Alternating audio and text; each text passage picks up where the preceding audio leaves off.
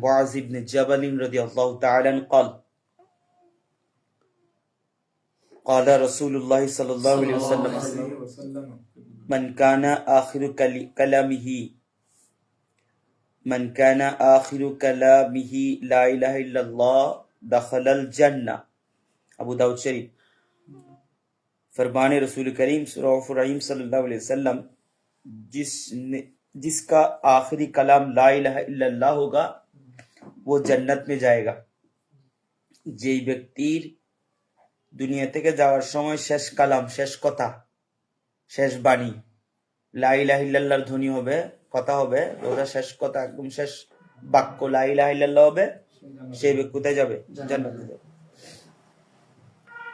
यानी अगरचे उम्र भर कलिमा पढ़ता रहा लेकिन मरते वक्त कलिमा जरूर पढ़ना चाहिए। जिंदगी भर कलिमा पढ़ते থাকলেও তারপরেও মরার সময় যেন কালিমা অবশ্যই পড়ে। কালিমা যেন অবশ্যই कि उसकी बरकत से बख्शिश होगी, সেটার বরকতে আল্লাহ তাআলা गुनाह माफ করে দিবেন। मरने वाले को कलिमा पढ़ाना उस हदीस पर अमल है। मरने वाला के तार आशेपाशे कालिमा पढ़बे, कालिमा शहादत पढ़बे, एटाई हादिसेर ऊपर अमल।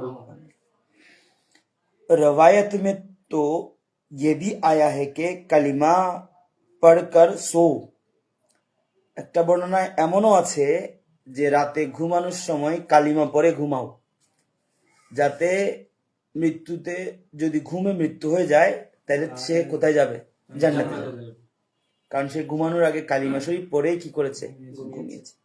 আমরা যারা হুজুরের তাসবিহ পড়ি তারা তো এমনিই তাসবিহটা শেষ করা ছাড়া কি করি না, ঘুমানো হয় না। কারণ এশারের পরে তো তাসবিহ ঘুমাইতে ঘুমাইতে রাত হয়। এটা আমাদের জন্য খুশনসিব আর কি।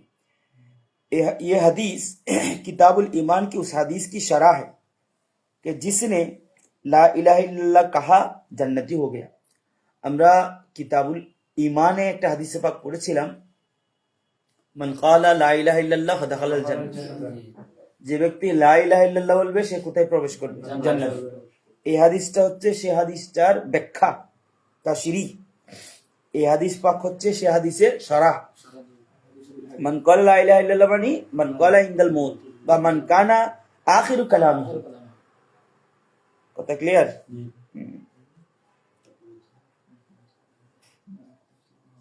उस माना पर हदीस में किसी तावील की जरूरत नहीं।